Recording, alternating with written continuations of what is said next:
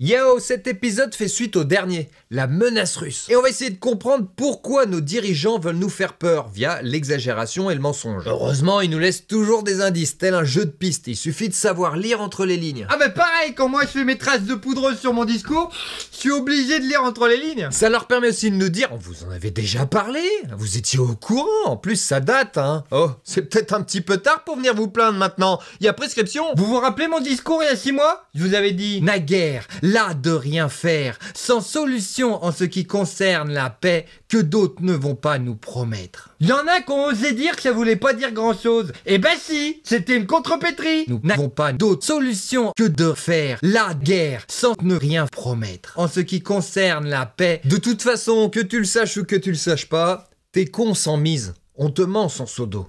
Ce qui veut pas dire grand chose non plus. Contrepétrie.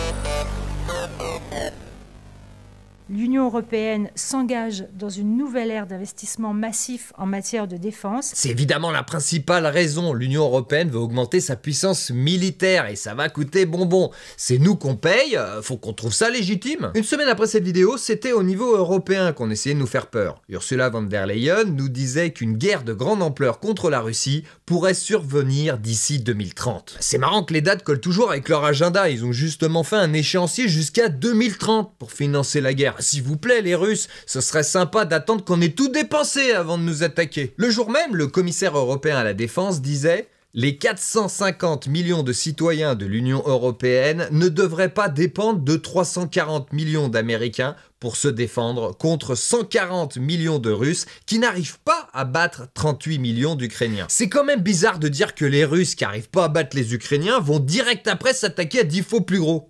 Surtout que rien, mais vraiment rien ne porte à croire que Poutine s'attaque un jour à un pays membre de l'OTAN.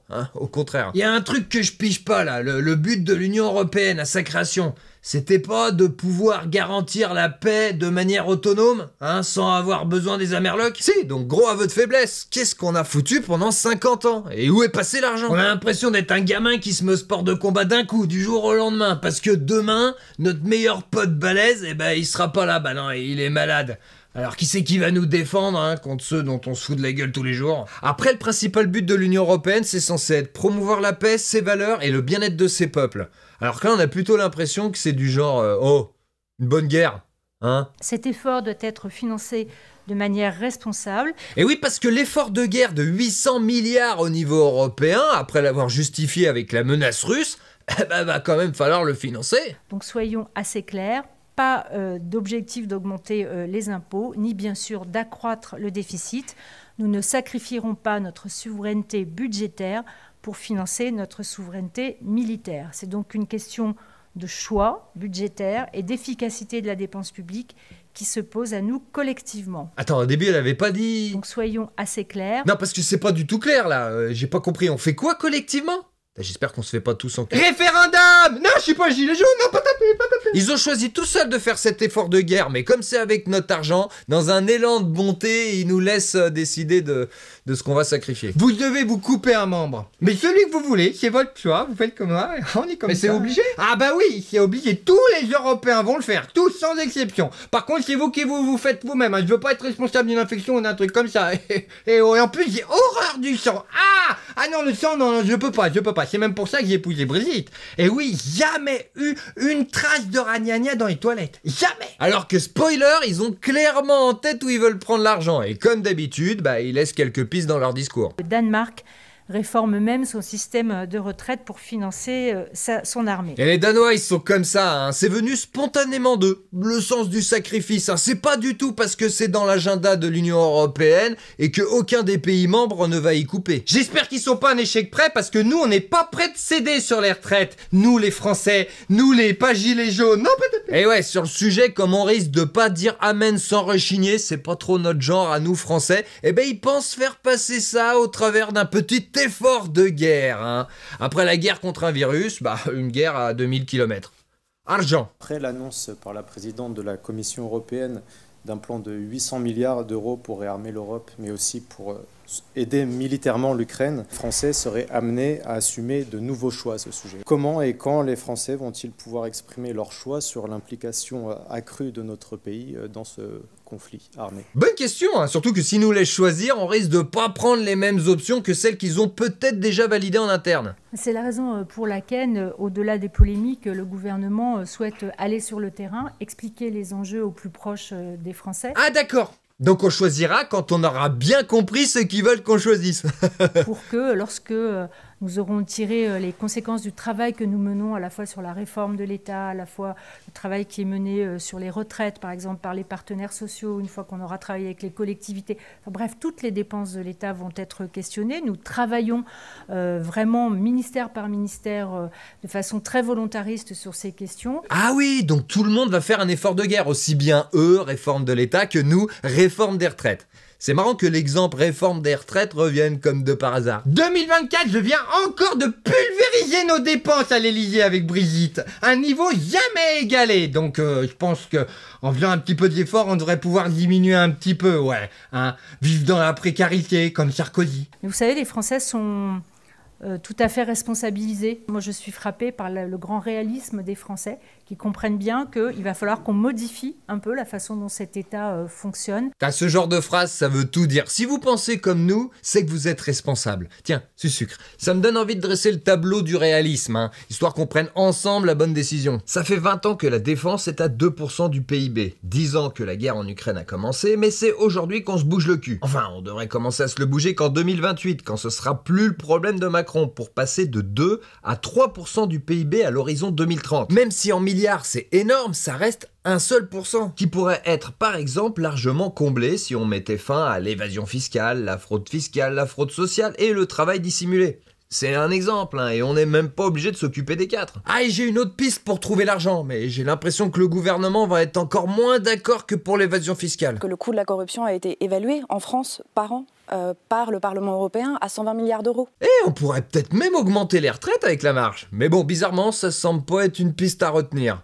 Alors qu'en creusant, je crois même qu'on pourrait trouver l'argent pour réarmer toute l'Europe. Vous savez, les 800 milliards. Les autres pays, c'est beaucoup moins, beaucoup plus. Pour l'Union européenne, le total, c'est 980 milliards. Les retraites, c'est 13,5% du PIB français. Donc au pire, on pourrait imaginer faire chuter ce nombre à 12,5 d'ici 2030. Ce qui est déjà beaucoup trop. Enfin, beaucoup pas assez. Mais deux petits trucs. Déjà, on était à 14,7% en 2020, donc l'effort des 1%, on l'a déjà fait ces dernières années. Et puis même pas besoin, parce qu'avec les réductions des frais de fonctionnement de l'État qu'ils nous promettent, eh ben, on a quasiment un autre 1%. Oui, mais c'est compliqué, parce que c'est dans plein de postes de différents ministères, là, c'est le bordel, alors qu'on peut facilement braquer la caisse des retraites, hein. Et puis il faut que ça soit fini avant que je me casse, hein. Donc à la question, est-ce qu'on dilapide nos retraites pour financer la guerre, je crois qu'avec un petit peu de réflexion, on va pouvoir répondre non, pas besoin. Non mais n'importe quoi, il faut pas la guerre pour qu'on accepte la réforme des retraites, c'est du complotisme ça. Non, évidemment, la réforme des retraites, on allait se la taper à un moment ou à un autre de toute façon. Ah d'ailleurs, petit spoiler du futur, si jamais c'est pas concluant niveau réforme des retraites pour l'Union européenne d'ici 2027, eh ben ils nous mettront comme président en avant Édouard Philippe. Ce sera son boulot. Par contre, si c'est au niveau de la guerre que c'est pas concluant, là ce sera Raphaël Glucksmann. Ah bah, ils ont tout prévu. Lisez la presse, merde! Là, ça leur permet juste de faire passer ça pour un petit effort nécessaire via la politique de la peur du « nous sommes en guerre ». Attends, tu veux dire que le « nous sommes en guerre » contre le Covid, c'était pour qu'on fasse des efforts? Ah merde! Mais ça a marché sur un paquet de monde. D'ailleurs, est-ce que tu pourrais dire à ta femme que nous sommes en guerre contre le déficit de natalité? Il faudrait qu'elle vienne vite me voir, alors. En guerre? Non! Non, chérie, on a besoin de toi! Va voir le mec à la bière! Va voir, fais ce qu'il dit! Moi, je croyais que ça continuait à teaser la guerre en Ukraine parce que c'était un résidu de fausse couche de la guerre froide, hein, entre les Ricains et les Ruskov. Et maintenant qu'il n'y a plus que nous, qu'est-ce qu'on n'est pas censé promouvoir la paix, nous? Ah, c'est devenu compliqué, mais vite fait parce que ça sera sûrement des sujets de futures vidéos. De notre côté, continuer la guerre, ça profiterait à l'Union européenne, car si la guerre s'arrêtait aujourd'hui grâce à Trump, les bénéfices de cette négociation se diviseraient entre les Américains et les Russes. L'Ukraine aussi en ce qui concerne la paix, mais du côté de l'Union européenne, ce serait une perte d'argent et de crédibilité totale. N'importe quoi. Si la Russie gagne cette guerre, la crédibilité de l'Europe sera réduite à zéro. Bon, peut-être. Ça profiterait aussi à l'OTAN de continuer la guerre car elle veut rapprocher ses bases militaires de la Russie en rapatriant des nouveaux pays dans son giron. Ah bah c'est sûr qu'une négociation de paix, il y a des grandes chances que ça freine l'expansion de l'Union Européenne et de l'OTAN. Pour finir, ça profiterait à Macron, sinon ça serait une perte nette de tout ce qu'il a engagé et de sa crédibilité au niveau du leadership européen. Et aussi via l'économie française, parce qu'il ne faut pas oublier de rappeler que, entre autres... La défense française et les industries de la défense française, c'est le deuxième exportateur au monde. Pour mettre des billes dans la défense, faut vouloir un minimum attaquer, c'est sûr. Qu'on le veuille ou non, l'Union européenne veut imposer son impérialisme sur tout le continent. Et c'est d'autant plus vrai depuis que les États-Unis semblent vouloir restreindre leur hégémonie. Mais quel impérialisme? Il n'y a que la soif d'expansion d'un impérialisme russe qui existe, c'est tout, hein? Qu'est-ce que tu veux? Vous voulez finir comment, hein? Vous voulez finir en vous pochetronnant à la vodka, en tabassant des militants LGBT, c'est ça? Je crois que je vais pas répondre à celle-là. Non. Vous vous rappelez le principal but de l'Union européenne? Promouvoir la paix, ses valeurs et le bien-être de ses peuples? Eh ben j'espère que c'est pas une sorte de contrepétrie ratée du genre promouvoir ses valeurs au détriment de la paix et du bien-être de ses peuples. Pourquoi on prend la droite? Moi je dis allons-y quoi. Bon alors ça j'ai jamais été doué en maths. Oh Gabriel Apollotal! Il est là. Je suis Outrel, fils d'Outrel.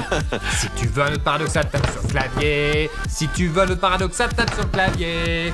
Merci pour le sympathique engouement entourant la sortie des derniers épisodes. Et comme d'habitude, merci à tous ceux qui commentent, qui aiment, qui partagent et ceux qui typent. Par contre, je vais nuancer. À très vite.